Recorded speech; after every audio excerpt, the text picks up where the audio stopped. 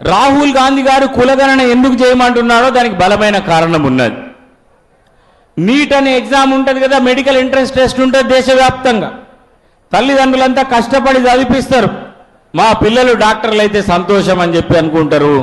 తల్లిదండ్రులు కష్టపడి పిల్లల్ని చదివించి మా ఇంట్లో డాక్టర్ అయితే ఎంత బాగుంటుందని సంతోషపడుతుంటారు.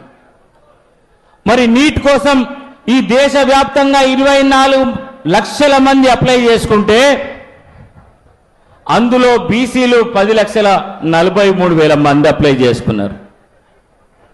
ఈడబ్ల్యూఎస్ రిజర్వేషన్ల ద్వారా ఈడబ్ల్యూఎస్ కోటాలో కేవలం 1,88,000 మంది అప్లై చేసుకున్నారు. ఈడబ్ల్యూఎస్ కోటాకు 10% రిజర్వేషన్, ఓబీసీలకు 27% రిజర్వేషన్.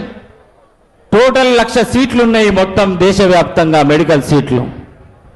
బీసీలకు 27,000 సీట్లు, దానికి 10,43,000 మంది అప్లై చేసుకున్నారు. ఈడబ్ల్యూఎస్ రిజర్వేషన్ కోటా కింద 10,000 సీట్లు, వాళ్ళు 1,88,000 మంది ఉన్నారు. బీసీలు ఒక్క సీటు కోసం 35 మంది పోటీ పడితే ఈడబ్ల్యూఎస్ కోటాలో ఒక్క సీటు కోసం 17 మంది పోటీ పడుతున్నారు.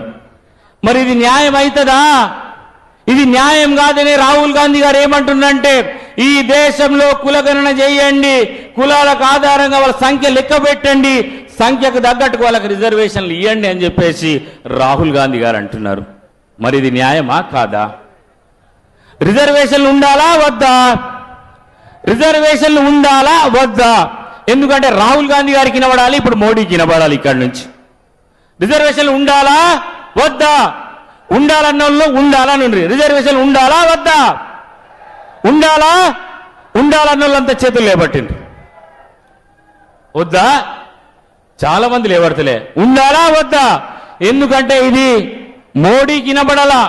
ఇక్కడి నుంచి మరి రిజర్వేషన్లు వద్దంటే రిజర్వేషన్లు తీసేస్తాడు.